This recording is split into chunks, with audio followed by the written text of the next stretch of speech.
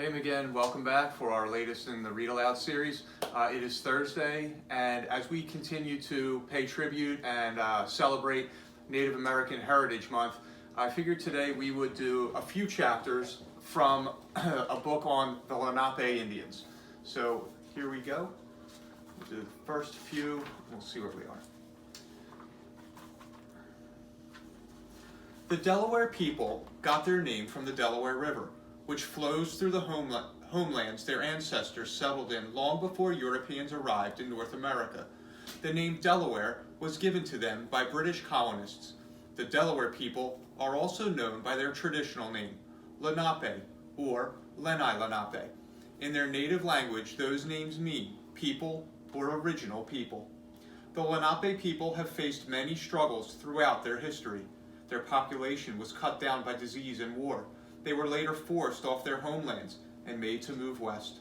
However, the Lenape people are still trying to keep their culture alive, even though the different groups of Lenape descendants live far apart from each other. There are over 16,000 Lenape descendants currently living in North America. Some live as part of federally recognized groups in Oklahoma and Wisconsin. Others live closer to their ancestral homelands in New Jersey, Pennsylvania, and Delaware. Some Lenapes also live in Canada. No matter where these people live, though, they're connected by a shared history and culture. Living on Lenape lands. The Lenape homelands were in the eastern part of what is now the United States. Their homelands extended from present-day Cape Henlopen, Delaware, to Long Island in what's now New York State. This included parts of present-day Pennsylvania and New Jersey, too. The early Lenape people were deeply connected to the natural world around them.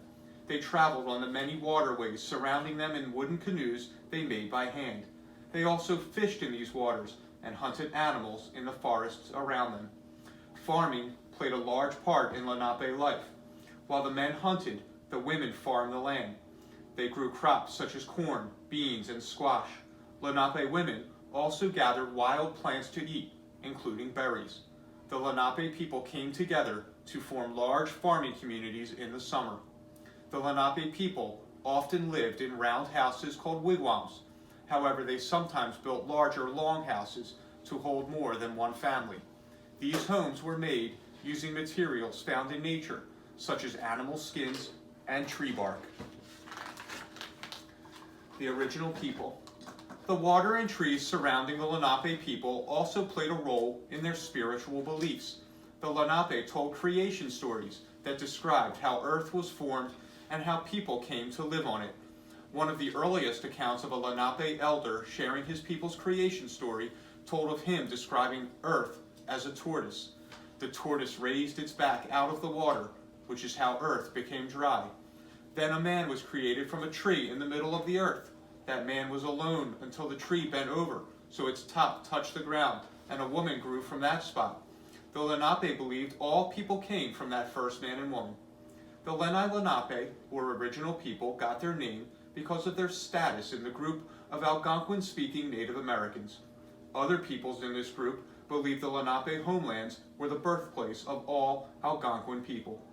Because of this, the Lenape are also sometimes called the grandfathers of all Algonquin-speaking peoples. One more chapter.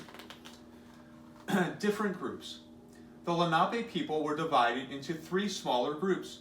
These groups were separated by where they lived and the dialect of the Lenape language they spoke. The Munsee people generally lived in the northern parts of the Lenape homelands. The Unami people lived in the central areas of Lenape land, and the Unalaktigo people lived south of the Unami. Within these groups, there were also three main clans, which were based on the mother's heritage. This meant that if a mother belonged to one clan, then her children would belong to that same clan. These clans were known as the Turkey Clan, the Wolf Clan, and the Turtle Clan. However, some historians believe the Munsee people didn't have a Turtle Clan. This clan system held the three groups of Lenape people together despite their differences in language and location. So that's just a little bit about the Lenape. As always, I encourage you to research a little bit more, to further your understanding of the Lenape heritage. And remember we'll celebrate Native American Heritage Month through the end of November. Take care, McGinn.